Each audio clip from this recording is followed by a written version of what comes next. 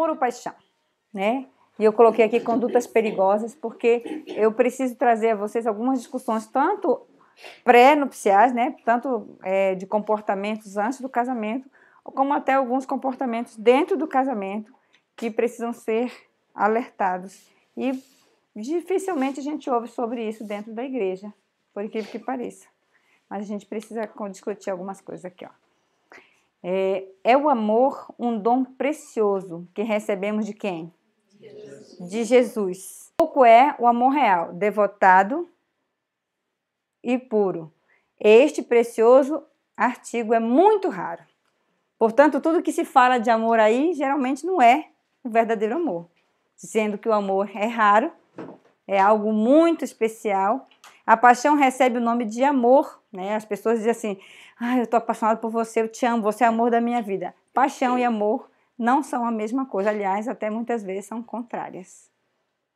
E aí você me pergunta, numa relação de cristão, é a paixão ou é o amor?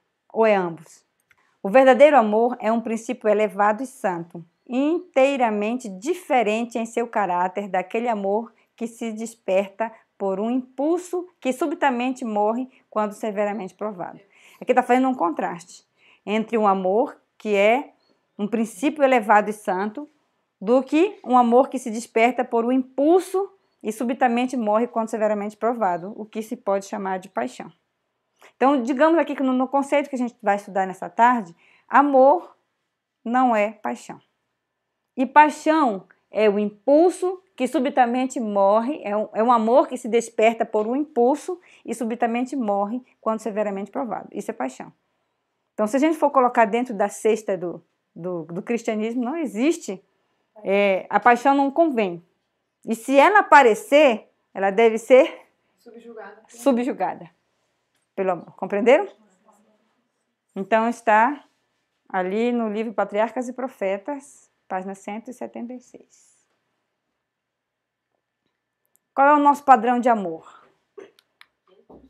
Aí, 1 Coríntios, capítulo 13, versículo de 4 a 8.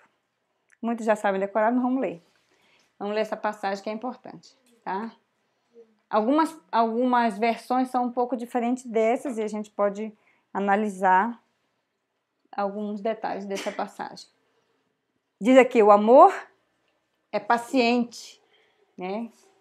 Primeiro requisito do amor aqui, ó, ele é paciente, portanto a pressa para começar a namorar, para casar, já está fora. Tem que ter paciência. O amor é o quê? Bondoso, né? O bondoso é aquele que dá em vez de receber. Desse da paciência tem até um ditado que me falam muito, se é amor, vai esperar. Perdurar o tempo. Vai perdurar, vai continuar amando, né? Não inveja, algumas bíblias dizem não arde em ciúme. E aí, vocês dizem que quem ama arde em ciúmes ou não? Não? Então os ciumentos não é amor? Não, é paixão no caso. O ciúme cabe dentro da relação conjugal santa? Não. Não se vangloria, ou seja, não se acha, não se orgulha de si mesmo, não se exalta acima do outro, não maltrata, não procura seus interesses, não se ira facilmente, não guarda rancor. Aí você pode pensar, mas a pessoa tem uma personalidade diferente, tem um gene forte, por isso que faz essas coisas. O amor subjuga até o temperamento, queridos. Olha aqui, o amor não se alegra com a injustiça, mas se alegra com a verdade. Tudo sofre, tudo crê, tudo espera e tudo suporta. O amor nunca acaba, nunca perece. Isso aqui é amor. E esse amor está num patamar de incondicionalidade. Então, se ele tudo espera, tudo sofre, tudo crê, tudo suporta, é porque ele está acima das condições, certo? Em cima da situação. Então, o amor, ele não é paixão. E a Bíblia, quando fala que você deve casar-se com uma pessoa que você ama, é porque o amor deve ser vindo de Deus. No relacionamento, o amor deve ser nascido de Deus e deve ensinar você a a se relacionar com o outro ao longo da vida, né? Alguns dizem, não tem jeito, eu tenho que me casar porque eu amo demais. Mas muitas vezes a pessoa está com algum problema ou as circunstâncias não permitem o casamento naquele momento. Esse não é o amor verdadeiro. O amor verdadeiro não é impulsionado pela paixão, por aquela coisa ardente. Olha, vamos ver mais uma passagem que fala sobre isso. O amor é como uma o quê? Planta de origem celeste, precisa ser cultivada e nutrida. Quando você olha uma pessoa, que aquela pessoa dá aquele que bate, aquele que você falou, né? Dá aquela Isso é amor? Não. Digo para você. Aí, pode se tornar amor, mas ainda não é. Opa, melhorou. Entendeu? Não quis tirar o seu cavalo da chuva, não. Mas pode se tornar amor, se for como uma planta cultivada, né? Eu digo para você que quando eu conheci meu marido, vou contar só um pedacinho dessa, não vou contar toda não. Tá? Eu, como eu disse para vocês, eu não queria me casar. Eu tinha uma vida muito feliz, porque eu era missionária lá nos confins do Pará. E a minha realização era pregar o evangelho de noite, é o que eu fazia. Então, minha liberdade ninguém tomava. Minha mãe, meus pais, eles me apoiavam plenamente. E eu pensava, se eu me casar, a pessoa vai ter que, né? A pessoa vai querer que eu more em tal lugar, que eu viva. E eu quero a minha liberdade missionária para onde eu quiser. E era mais ou menos, era um olhar assim, muito para os meus gostos, para ver o que eu queria e tal. E quando eu fui para o Coiô, só que eu tinha os meus defeitos, que era esse egoísmo de querer ter a minha liberdade, não me submeter a nada e a ninguém. Só que eu tinha um sincero desejo de fazer a vontade de Deus. Eu pedia, Senhor, me guia, me mostra, me diz onde é que eu devo ir, o que eu devo fazer. E quando eu fui para o colégio, eu não tinha intenção de arrumar um namorado, de jeito nenhum. Né? Minha intenção foi fazer teologia. E quando eu cheguei lá para fazer teologia, eu conheci umas amigas que queriam arrumar um namorado. As pessoas estavam tristes, queriam, né? Eu disse, vou arrumar um namorado para você. Você falou para elas? Falei para uma amiga, especificamente. E daí eu fui conhecer alguns rapazes com a intenção de apresentar a minha amiga, né? E aí não deu certo. Bateu aquele negócio que você falou.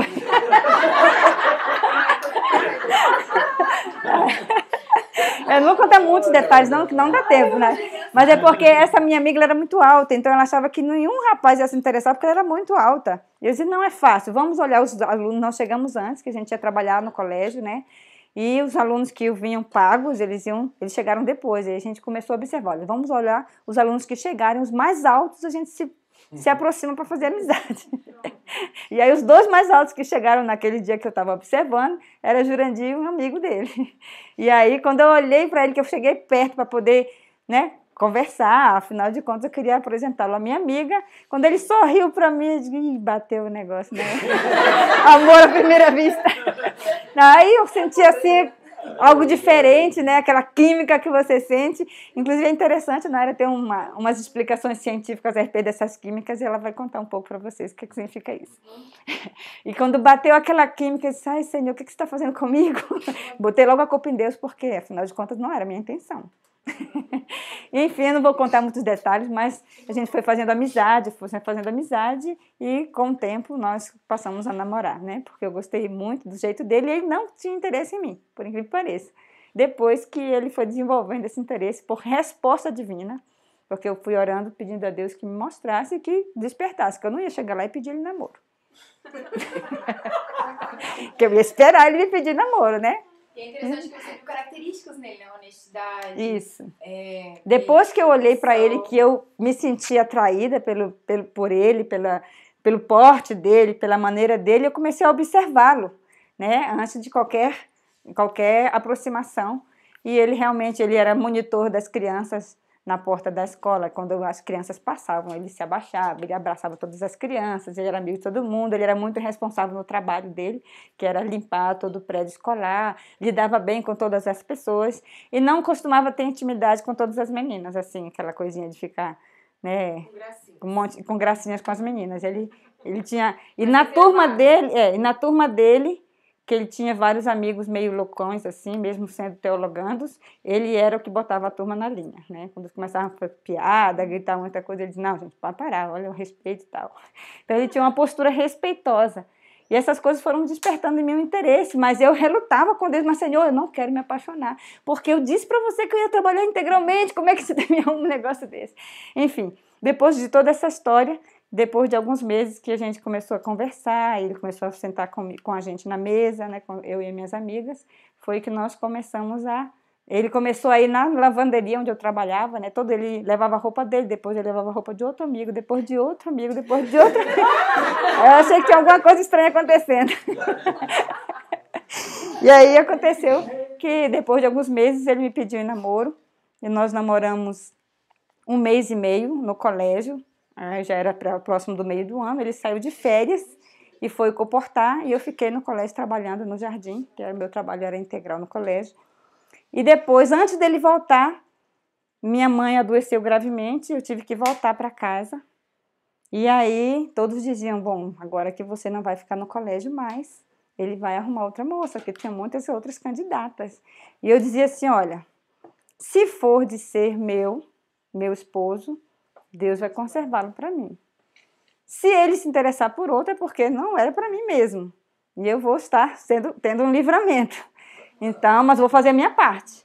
Aí eu desenhei um quadro de 6 metros, com um desenho muito bonito, falando para ele que ele ia ser sempre do meu coração, né? Uma declaração, não lembro mais o que foi que eu escrevi, mas fiz um quadro de 6 metros para quando ele chegasse de volta no colégio e percebesse a minha presença.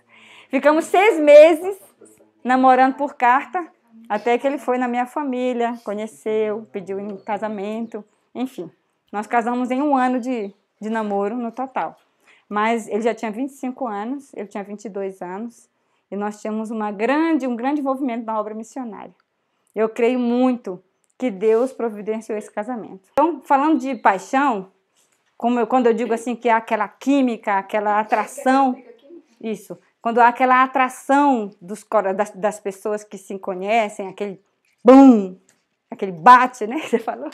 Então, existe isso sim, e a gente precisa entender que papel tem isso na vida do ser humano, dentro da paixão e, posteriormente, dentro do amor. Em resumo, é que existem umas coisas no nosso sistema imunológico que são chamados HAL, que são, tipo, substâncias que são liberadas no nosso suor, que tem, tipo, como se fosse o padrão dos nossos leucócitos.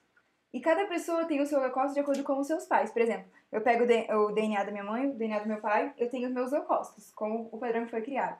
Então, o nosso organismo, ele tem a tendência de procurar, pelo ar mesmo, um padrão que seja oposto ao nosso, para que, digamos assim, a pessoa esteja maior apta a sobreviver contra as doenças. Entendeu? Como se fosse uma maior quantidade de anticorpos, digamos assim. Ela quer um poder maior. Então, por isso que você pode ter, por exemplo, uma menina muito bonita do teu lado e você não sentir nada, e uma outra que não é tão bonita e sentir. Porque, às vezes, essa questão influencia. Além de que existem padrões no nosso cérebro, desde que acaba que são padrões de beleza, né? Que a pessoa tem a tendência a apreciar. E vai juntando com os princípios que vão se casando, né? Às vezes a pessoa tem um princípio como o nosso e isso ajuda a casar bastante e outras coisas também. E aí, quando tem essa reação, o nosso corpo ele começa a produzir um hormônio chamado ocitocina. Já ouviu falar desse hormônio? É o chamado hormônio do amor, né? Então, e esse ocitocina tá ligado com a dopamina. E toda vez que você acaba ouvindo o nome daquela pessoa ou lembrando da fisionomia daquela pessoa, o corpo ele libera um pouco de dopamina e de ocitocina que foi liberada quando você conheceu ou quando você esteve com ela. Isso é a paixão e a química, né? Essa é a química do outras coisas. Então tem um sistema, eu tenho um conjunto de sistema imunológico com o sistema hormonal, o sistema endócrino, que contribuem nessa química. E fora a estrutura de beleza que você cria durante o seu desenvolvimento, a sua educação, o seu relacionamento com os pais, com a mãe, entendeu? E por incrível que pareça, parece algo assim até contraditório às vezes, mas geralmente o padrão de homem e de mulher vem da pessoa que você mais conviveu com mais proximidade. Então, eu mesmo dizia assim, nunca vou casar com um homem parecido com meu pai. Mas o padrão de homem que eu tinha muito presente lá em casa, apesar dos defeitos que ele tinha, era o meu pai. E as qualidades do meu pai me fazia muito orgulhosa. Eu dizia que eu não queria casar por causa dos defeitos dele. Eu casei com um marido que tem um temperamento parecido com o dele, porém ressaltado em suas qualidades e não os defeitos do meu pai. Soube escolher, viu, gente? Mas o padrão de beleza e o padrão de personalidade foi aquele que foi produzido no meu lar mesmo, na minha formação. Entendeu? Tem tudo a ver. É muito interessante isso. Mas a gente tem que saber escolher, hein? Não vamos escolher os defeitos, não, vamos escolher as qualidades. Então, o amor não é irrazoável, não é cego. A gente já leu essa parte? É puro e santo, mas a paixão do coração natural é coisa totalmente diversa, ao passo que o amor puro introduziria a Deus em todos os seus planos. Olha só, o amor puro introduzirá a Deus em todos os seus planos e estará em perfeita harmonia com o Espírito de Deus. A paixão, ao contrário, será obstinada, precipitada, irrazoável, desafiadora de toda restrição e tornará o objeto de sua escolha um ídolo. Em toda a conduta de uma pessoa possuída de um amor verdadeiro, manifestar-se-á o amor de Deus. Viram o contraste entre a paixão e o amor? Então, eu diria que a paixão ela é natural do coração humano sem Deus. Muitas vezes na adolescência, a gente, por questões hormonais, a gente se apaixona por um rapaz, daqui a uma semana é por outro, né? E assim acontece com muita frequência. E às vezes, quando a paixão é tão intensa, que a pessoa diz, não, esse é o amor da minha vida para sempre. E quando depois de uma semana, aquele amor intenso já morreu. Que diga quem está mais jovem que sabe, que está bem lembrado disso, né? E... Esse aham é porque a gente já conversou antes sobre isso, né? A gente já conversou antes sobre isso, por isso que eu tô aham. Ela é de 15 anos, a gente sabe. Então, aquela paixão toda que é... Quando você vê que a paixão é uma coisa, é um fogo consumidor, assim, coisa muito forte, desconfia. Isso não é amor. Isso é algo carnal. Não é algo espiritual, tá? E é difícil de você se desvencilhar no envolvimento com uma pessoa apaixonada, mesmo que você não esteja. É difícil de você desvencilhar. Por isso a gente deve ter muito cuidado em se envolver com pessoas que estão nos cortejando, digamos assim, vocês que são solteiros. Uma pessoa que está te cortejando, que está te admirando, que traz flores e que fala palavras bonitas, que te elogia e que fica, né, nesse padrão, destrona a tua racionalidade e coloca em você aquele conforto de estar sendo lisonjeada e tal, né? E vice-versa. Isso é perigoso. Hein? O que você disse? Pode acontecer ao contrário. Isso. Ou o homem, né? Uma mulher muito ousada vai ficar fazendo esse cortejo. Existe hoje. As mulheres estão, às vezes, à frente dos homens, muitas vezes. Na igreja mesmo, eu tenho um rapazinho de 16 anos. Eu vejo aí as meninas doidas para dar uma cantada e eu coloco meu pé no meio, peraí. Ele é criança ainda, não. Né? Mas a ousadia hoje é muito grande do sexo feminino, tá? E há meninas mesmo que estão dispostas a investir para ganhar o par. E não é. Eu tive meu primeiro namorado com 17 anos, erradamente. Tá? Sabe aquela pressão de grupo que a Nara contou? Que quando você chega a uma certa idade, por que você não namora? Os amiguinhos ficam nessa agonia. Eu comecei a namorar com um menino com 17 anos, assim, lá no final, já quase 18. E ele se demonstrava muito apaixonado. A princípio eu achei confortável aquela situação e tal, depois eu fiquei muito incomodada, porque ele era um menino bonzinho, ele pregava na igreja, ele era comportor, ele tocava, cantava muito bem, parecia muito espiritual, mas ele não gostava de trabalhar. Na casa dele, a irmã dele fazia tudo, e quando ela pedia para ele lavar um fogão, ou um banheiro, ele dizia, não pode, você que faz e tal. Eu vi isso e digo, por que você não ajuda a sua irmã, né? Não, ela é muito chata, não sei o quê. Eu fiquei pensando, esse negócio não dá certo. Mas em contrapartida, todo dia lá em casa, levava flores, me dava aquele cortejo e tudo mais. E eu fiquei assim, na época eu já estudava Espírito de Profecia, minha mãe muito sábia me aconselhava. E eu disse, não, eu vou terminar esse negócio.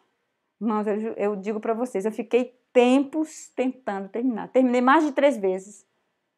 E era difícil de terminar, porque... né, tinha esse tipo de coisa, né? Queria morrer e chorava muito, ia para frente, chorava, todo mundo, coitadinho, Aquela aflição toda, a gente, como é que eu termino com esse menino? Eu terminava, depois ficava com dó e voltava. Aquela coisa, mesmo que eu tinha clareza que não era a pessoa ideal e nem tinha eu idade para namorar naquela época, né? Tem pessoas que até casam numa situação dessa. Exatamente. É o pior, né? E é que é muito difícil, porque a pessoa está ali tentando, mas não consegue sair. Não é só por dó do outro, é porque é confortável ter uma pessoa bajulando, apaixonado, te admirando, entendeu? E mesmo não sendo certo. É. Aí depois passa, né? A paixão passa. E isso é um grande perigo. Olha só as características do amor que é importante ser levado em conta numa relação. Modéstia, simplicidade. O que é modéstia? Vamos voltar aqui só para a questão da modéstia. A modéstia é o comportamento humilde da pessoa. E também decência. Humildade e decência. Eu diria que modéstia é isso. Então, a pessoa que não tem cuidado com a modéstia, ela é um perigo na vida dos outros, mesmo amigos, né? Muito mais no namoro. Simplicidade, sinceridade, moralidade e religião caracterizam todo o passo no sentido do casamento. Os que são assim regidos não se absorvem na companhia um do outro com detrimento de interesse nas reuniões de oração e de culto. Seu fervor, na verdade, não perece pela negligência das oportunidades e privilégios que Deus graciosamente lhes deu. Ou seja, a pessoa que realmente tem um comportamento desse, modéstia, simplicidade, sinceridade, moralidade, religião, que ele demonstra ali, através disso, o amor, ele não vai diminuir no companheiro o interesse pela religião e pela presença de Deus, pelas reuniões de oração. Se acontece isso numa relação, mesmo que seja dito como amor, não é saudável, não é verdadeiro amor. Porque se na relação do namoro existe ali como é que eu posso dizer? Um descaso pelas reuniões de oração, pela devoção, se aquela relação está interferindo, está diminuindo a sua relação com Deus, deve ser afastado. Eu me lembro que nesse mesmo primeiro namoro, eu gostava muito de ler. Na noite, quando eu chegava do trabalho, eu gostava de chegar em casa e ler. E era a hora que chegava esse namorado todos os dias. Eu dizia, por que você não vem aqui só 2 ou 3 vezes por semana? Eu tenho que fazer outras coisas. Eu tenho que estudar. Não, mas é que eu gosto de catar, mas eu amo tanto você, eu tenho que catar todo dia. Então você vai ter que chegar e ler, porque eu vou ler e vou dar um livro para você ler também. Então vamos ler, porque eu precisava de ter tempo de ler, era o único tempo que eu tinha. Né? E eu notava ali que às vezes ele olhava para mim e disse, vamos parar de ler um pouco, vamos falar sobre o nosso amor. Eu dizia, não tem nada para falar, eu queria falar, por que a gente não conversa sobre as coisas que está estudando? Compreendeu? É um conflito de interesses mesmo, a questão de você estar querendo crescer espiritualmente, o outro está te chamando para um lado mais sentimental, mais emocional. Esse tipo de interferência é muito perigosa na relação do casal, né? Mesmo de namoro ou casamento, etc. Tá? O amor que não se baseia senão em mera satisfação sensual será obstinado, cego, incontrolável. A honra, a verdade, toda a nobre e elevada faculdade do espírito são levados cativas das paixões. O homem preso nas cadeias dessa insensatez fica muitas vezes surdo à voz da razão e da consciência. Nem argumentos, nem súplicas o podem levar a ver a loucura de sua conduta. Quem já conheceu uma pessoa realmente apaixonada? Conheceram? É? Você pode dar o conselho que for. Ouve? Não. Sempre arruma uma justificativa. E ainda fica chateada com você. É muito difícil a pessoa submeter-se à razão, porque a razão fica surda, né? E a consciência fica cega. As pessoas ficam tão apaixonadas que parece que se não possuir aquele objeto da sua paixão, o mundo acabou. Nada mais tem sentido. É que dizer, subjuga as faculdades, todas as faculdades do ser humano, né? As faculdades elevadas do ser humano são subjugadas à paixão. Né? Então, portanto, se uma pessoa te ama muito, te apaixonar demais por você, corre e foge desse negócio. Corre para longe. O negócio é muito sério, tá? O amor tem que ser racional, A pessoa tem que enxergar com os olhos da orientação divina. O amor que não se baseia senão em mera satisfação, você já li essa parte. Né? O amor verdadeiro não é uma paixão forte, ardente, impetuosa. Compreenderam? Eu vejo algumas pessoas descrevendo o amor de Jesus assim, como uma paixão forte, inclusive tem algumas músicas, né? Músicas meio românticas, romantizam ali o amor de Deus por nós. Não é assim. O amor verdadeiro não é ardente e impetuoso. Ele é racional. Ao contrário, é calmo, porém profundo em sua natureza. Olha para além das coisas meramente exteriores, sendo atraído unicamente pelas qualidades, tá? É sábio e apto para discriminar, a sua dedicação é real e permanente. Eu dou uma advertência aqui aos homens, sabe? Os homens têm uma tendência muito de olhar a aparência, porque é natural da natureza masculina, né? Ser atraído pelos olhos. Porém, quando o amor surge, ele não surge como uma coisa repentina. Ele é cultivado por uma amizade. Por isso que é importante, antes de casar, antes de namorar, cultivar uma amizade com a pessoa que está te chamando a atenção. Seja homem, seja mulher. E essa racionalidade vai acontecer conforme o conhecimento vai se aprofundando. A planta do amor vai crescendo. Aí essa beleza toda que é exigida, ou algum defeito que às vezes não foi percebido, vai ser percebido ao longo da convivência, da amizade. E aí a racionalidade tem lugar. Compreenderam? Quando uma pessoa que ama de verdade, ela não vai ser ardente em ciúme, por exemplo. Ela não vai ali brigar por você porque ela te ama demais, entendeu? Ela não vai brigar com seu amigo porque você está dando muita atenção para o seu amigo porque ela te ama demais. Isso não é uma atitude de amor.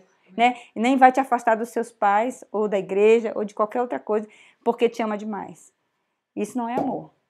Amor não trata com irritabilidade, com impaciência, com rudeza, com aspereza, enfim, como a gente leu lá em 1 Coríntios. A imaginação, o sentimento amoroso, devemos guardar-nos dele como a lepra, tá? Então, nós somos muito culturalmente sentimentalistas.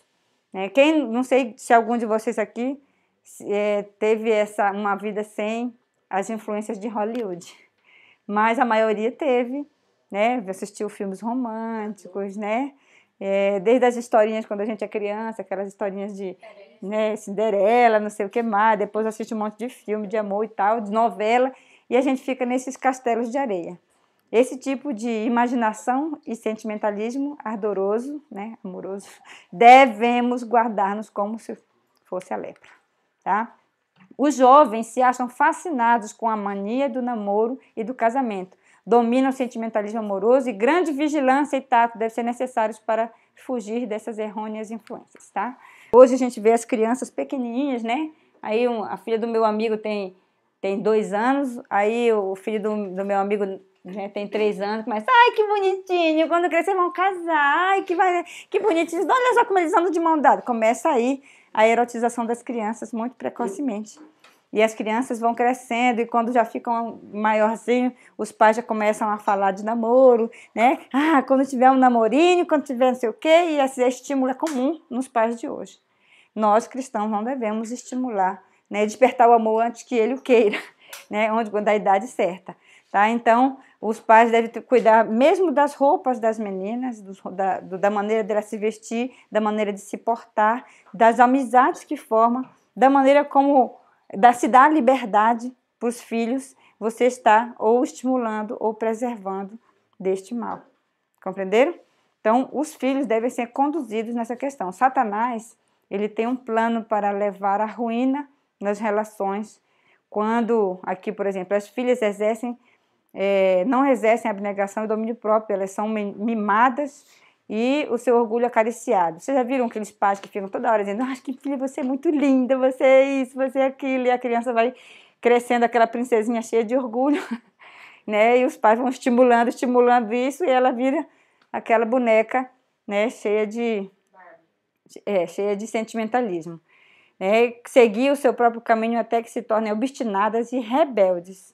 e ficar sem saber o que fazer para salvá-las. Satanás está levando a se tornarem um provérbio na boca dos descrentes por causa de sua audácia, falta de discrição e modéstia femininas. Então a gente vê hoje um estrago nas meninas, né? Desde a permissão de algumas roupas, da liberdade que se dá e do acariciar esse tipo de sentimento. Permite também aos meninos seu próprio caminho. Mal atingem a adolescência, já são vistos ao lado de garotas da mesma idade, acompanhando-as até a sua casa e até permitindo namoro. Os pais estão de tal maneira escravizando, em virtude da própria condescendência e falso amor, os seus filhos, que não ousam seguir uma conduta decisiva para fazer uma mudança e refrear os seus filhos demasiado ousados nesta época difícil. Então, nós, como pais, temos a obrigação de frear os nossos filhos, tanto as meninas como os meninos, para que possam chegar a um período de maturidade a fim de escolher o namoro certo. É uma obrigação nossa.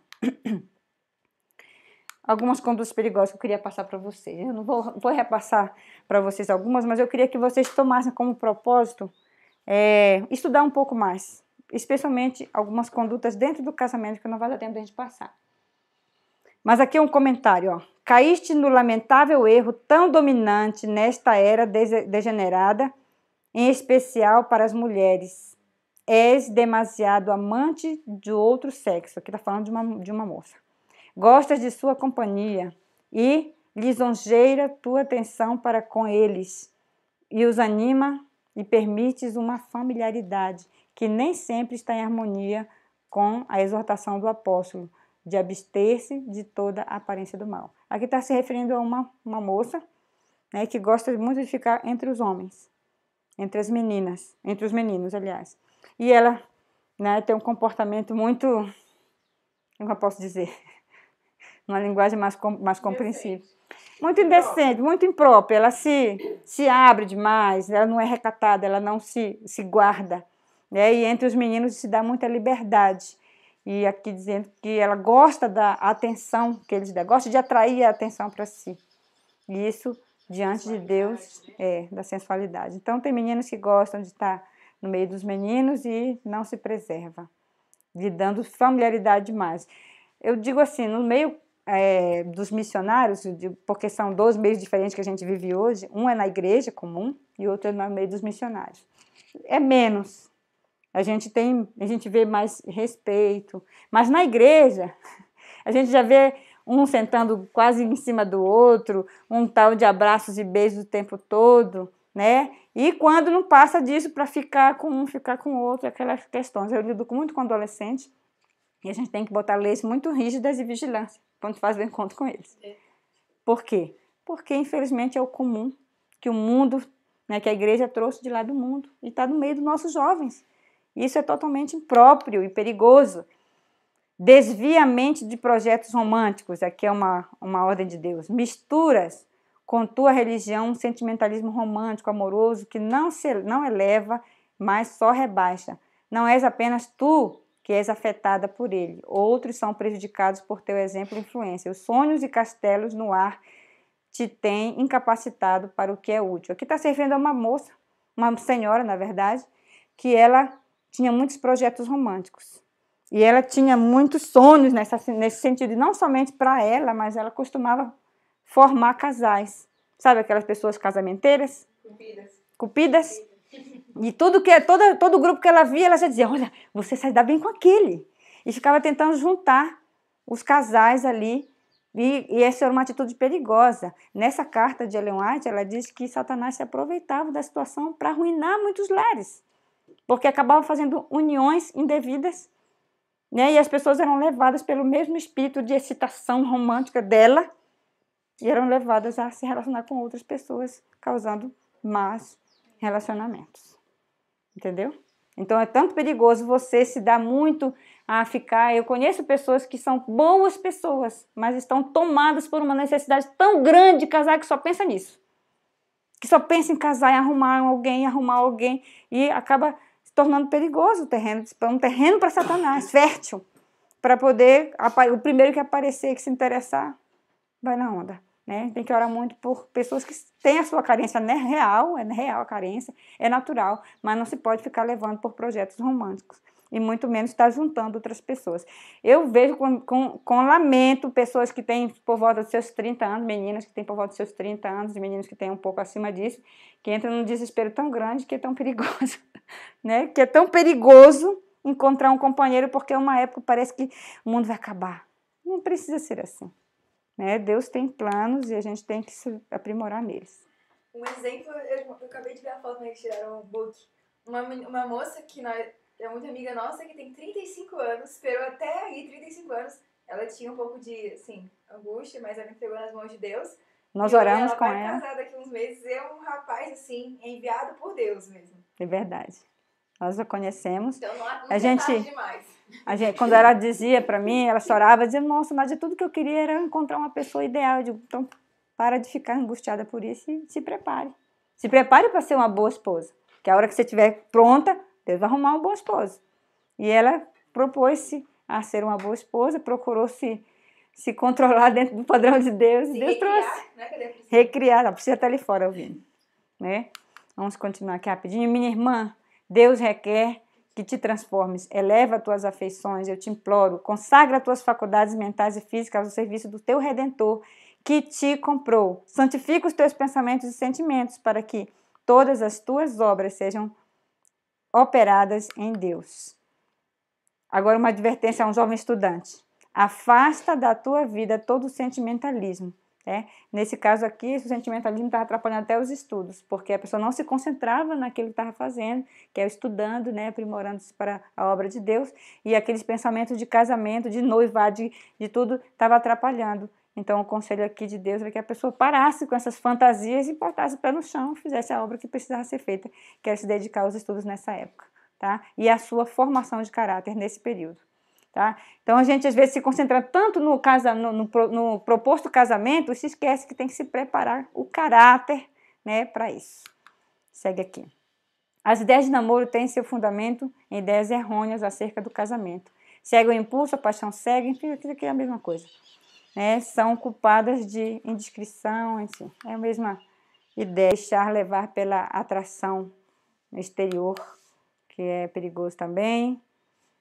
O hábito de ficarem acordados aqui, está falando dos namoros, né? Agora, dentro da atitude dos namoros, hoje em dia é muito comum os namorados ficarem acordados até tarde. Hoje nem precisa ser presencialmente, até pelo WhatsApp ou pela chamada de vídeo, ficar até tarde acordado. Há perigo nisso? Mesmo que sejam pessoas maduras, olha só o que diz aqui, ainda que sejais ambos cristãos.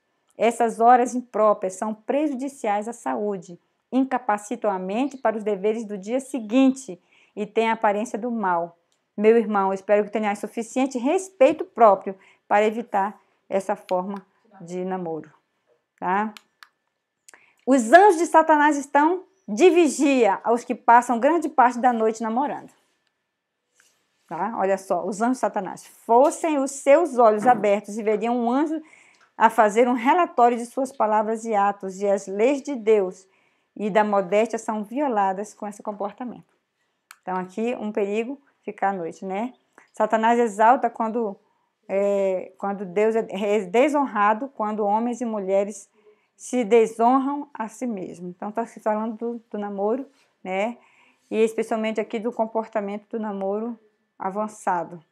Eu diria para vocês que até mesmo o beijo tem problemas no namoro cristão. O beijo, o cristão quando namora deve beijar ou não deve beijar? O que é que vocês acham? Não deve. Por quê? O beijo é uma parte de uma relação sexual. O beijo na boca, né, eu diria. E hoje parece tão comum no mundo de hoje, mas dentro do cristão, dentro da formação do cristão, a gente deve alertar, sim. É absurdo para o mundo, mas nós somos cristãos. E a diferença tem que existir. Né? Quem já beijou sabe que o beijo não é um simples demonstração de carinho. É mais que isso. Quem já beijou sabe que o beijo ele estimula todo o resto do corpo para uma relação sexual. Por isso, né? Pode falar, querida. Então, assim, a Bíblia fala que se você tem um pensamento impuro, você está trazendo a mente de Deus, né? Exato. Então é praticamente impossível você beijar na boca e tal, do jeito que é feito hoje, e não ter pensamentos impuros. Então, só por aí você já... Beija pensando na estrelinha que tá brilhando no céu, não oferece, não. Para. Essa é uma questão fisiológica. A boca é um dos locais onde tem mais Terminais nervosos? sinais nervosos. Por isso, um beijo, se for de alguns segundos, ele pode gastar tantas calorias quanto alguma corrida.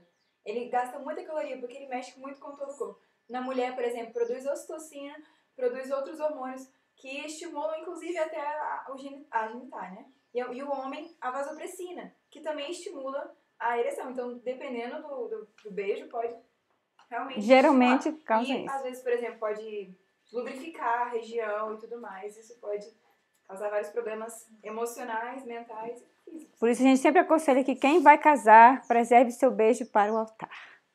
Não tem coisa melhor do que beijar no altar para poder concluir com a noite nupcial. Com a noite de lua de mel. Aqui, ó. Só um detalhe importante, gente. Brincar com corações não é um crime de pequena magnitude aos olhos de um Deus santo. O que seria brincar com corações? Roubar a afeição da pessoa. Exato. Você cortejar uma pessoa, né? Você demonstrar um interesse tão grande e depois deixá-la para porque outro te chamou a atenção, outra te chamou a atenção, se vice-versa, tanto mulher como homem, diz aqui não é um crime pequeno diante dos olhos de Deus, não é. Portanto, quem quer investir numa relação de namoro deve ter responsabilidade diante de Deus com o coração do outro, tá?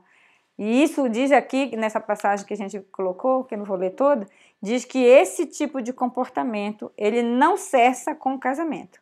Ele continua. Quem tem, né, aqui ó, a relação conjugal não torna sempre firme o espírito volúvel, constante o que vacila e fiel aos princípios. Ou seja, a pessoa que é infiel antes, ele vai ser depois também. Portanto, temos que tomar cuidado com esse tipo de atitude. O jovem que anda em companhia de uma jovem e capta a sua amizade sem conhecimento dos pais também não desempenha um nobre papel de cristão. Ou seja, cortejar uma moça sem a autorização dos pais está desonrando a quem? A Deus. Porque honra teu pai e tua mãe faz parte desse comportamento. Então, vocês que são solteiros, mulheres e homens, devem relacionar com outra pessoa se tiver autorização dos pais. Quem quiser namorar com a Nayara vai ter que passar por nós primeiro, né, Nayara? E com os jovens também. Quem quiser namorar vai ter que passar por nós. Comportamentos arriscados dentro de uma relação que já tem um compromisso com outra pessoa. Quando uma mulher se acha em tribulação, leve as suas aflições a outras mulheres, no caso, se precisar. Se essa mulher que vos procurou tem motivo de queixa contra seu marido, deve levar essa dificuldade a alguma outra mulher que possa, caso seja necessário, falar. Aqui está falando para os pastores, né? Esses são conselhos para os pastores.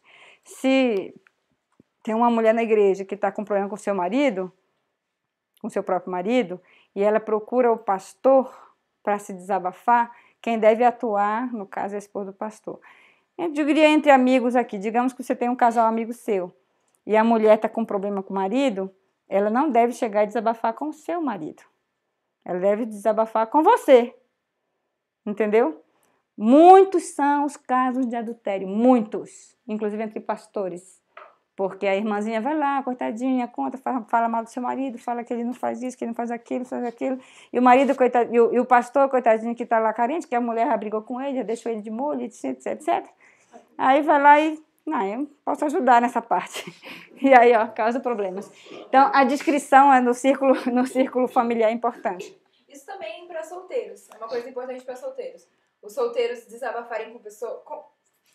Uma solteira desabafar com um solteiro já é perigoso. Muito menos uma solteira com um casado. Muito menos. Então, essa relação de sexos opostos é muito perigosa, tá? Tem um conselho aqui também com relação aos homens. O homem que ocupa a posição de responsabilidade, pode ser um professor, etc., em qualquer de nossas escolas, deverá ter o máximo de cautela com as suas palavras e atos.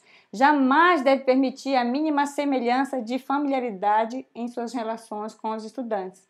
como, por exemplo, o pôr a mão no braço ou no ombro de uma aluna.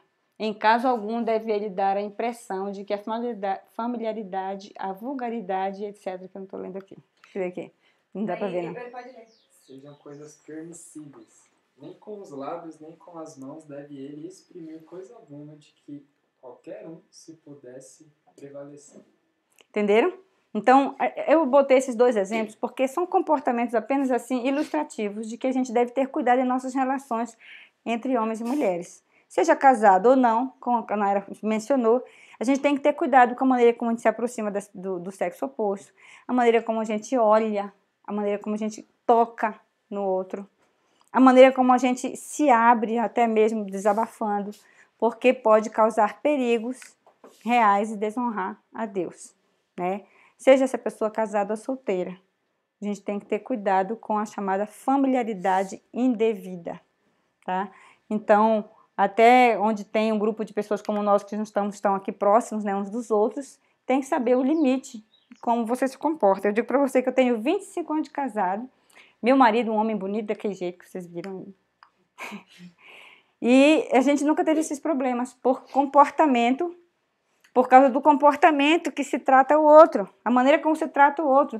Então, graças a Deus, eu nunca tive um problema de uma mulher que chegou a ter algum problema diretamente com meu marido, porque ele evita dar carona para uma mulher quando ele está sozinho no carro, só se eu estiver junto. Ele evita tocar nas mulheres, assim como eu tocar nos homens. A gente tem uns amigos que a gente pode dar um abraço, a gente pode pegar na mão, mas evitar ao máximo qualquer tipo de familiaridade. Quando a gente nota que tem alguém com um olhar suspeito, primeira atitude, perna para te quero. Se afasta da pessoa, entendeu? É melhor correr de uma situação suspeita do que se arriscar nela. Então, esse tipo de comportamento deve ser de qualquer pessoa, seja ela solteira ou casada. Acho que os solteiros têm que estar muito alerta também em relação a isso. A nossa cultura brasileira, infelizmente, tem muita familiaridade, né? De abraçar todo mundo, e beijinho no rosto, aquela coisa. E é uma coisa perigosa. Tanto é que, enfim, em outros países que eu já estudei fora, então a gente vê que existe mais esse pecado, assim, das mulheres não abraçarem os outros homens. E isso é bom, a gente precisa resgatar isso, porque eu acho que é perigoso. Né? É uma coisa que evita bastante problema. Assim. Eu fui para uma igreja uma vez que todo mundo era 2 beijinhos ainda. Tem aquela história, então, só beijinho, outro dá 2 beijinhos. Aí a gente fica naquela... quando a gente chega assim, aí o pessoal dá um beijinho, você quer fugir, a pessoa agarra de novo e diz, meu Deus. Já teve ocasião de eu querer sair assim, e de repente o beijinho saiu no lugar do pescoço assim, eu digo, não deu certo esse negócio. É melhor evitar realmente o mais distância. Claro, se abraçar alguém, se for o caso de abraçar, mesmo parente, eu abraço de lado assim, ó, né? Um abracinho assim de tapa no ombro, tudo certo. A gente tem que abraçar muito o marido e os filhos. Isso você pode abraçar à vontade. Fugir da fornicação. Todo pecado que o homem comete é fora do corpo, mas o que fornica peca contra o próprio corpo. Ou não sabeis que o vosso corpo é o templo do Espírito Santo que habita em vós, proveniente de Deus, e que não sois de vós mesmos, porque foste comprado por preço. Glorificai a Deus no vosso corpo. Isso está em 1 Coríntios 6, 19, 20. Então, essa passagem aqui, essa do corpo como o templo do Espírito Santo, a gente sempre se refere à alimentação e tal, cuidado com o corpo, mas aqui está relacionado diretamente com o comportamento sexual. Tá? Eu digo sempre para as meninas, eu sempre aconselho para as adolescentes porque eu lido muito com elas. Eu digo, gente, cuidado com a quantidade de perna que você mostra, a quantidade de seios que você pretende mostrar, porque é melhor não mostrar nenhuma quantidade. A maneira como você se relaciona, conversa, a maneira como você gesticula, que você trata o coleguinha, porque o seu corpo é o templo do Espírito Santo. Né? Hoje as mulheres têm sido uma arma de Satanás para fazer pecar, mesmo dentro da igreja. Né? O tamanho de saia, a maneira como senta. Tem dia que meu marido não gosta nem de pregar, né? Ele prefere passar do primeiro banco, pegar a partir do segundo, porque realmente às vezes é complicado a roupa que se veste né? Até os seios, que eu acho que tem mulheres que cobrem as pernas, mas procuram um decote aqui para mostrar. Isso é muito complicado. Eu me sinto desconfortável de ficar olhando para um pedaço de seio aparecendo por cima da blusa. Imagina os homens. Não é verdade? É muito complexo isso. Então, a gente deve cuidar com esse tipo de comportamento. Os que quiserem conservar a saúde física, vigor intelectual e moral, não precisam fugir dos desejos da mocidade. Precisa. Tá. Moral sã, é que eu disse aqui como não. Vigor intelectual e moral sã precisam fugir dos desejos da mocidade. Esse é um assunto que eu sempre converso com o meu filho, que é adolescente, né? E na adolescência os hormônios ficam lá no alto. Eu digo, meu filho, cuidado. Tem estímulos e hábitos que são perigosos. Que se hoje você cultivar, por exemplo, a masturbação, quantos casais hoje se separam por causa disso?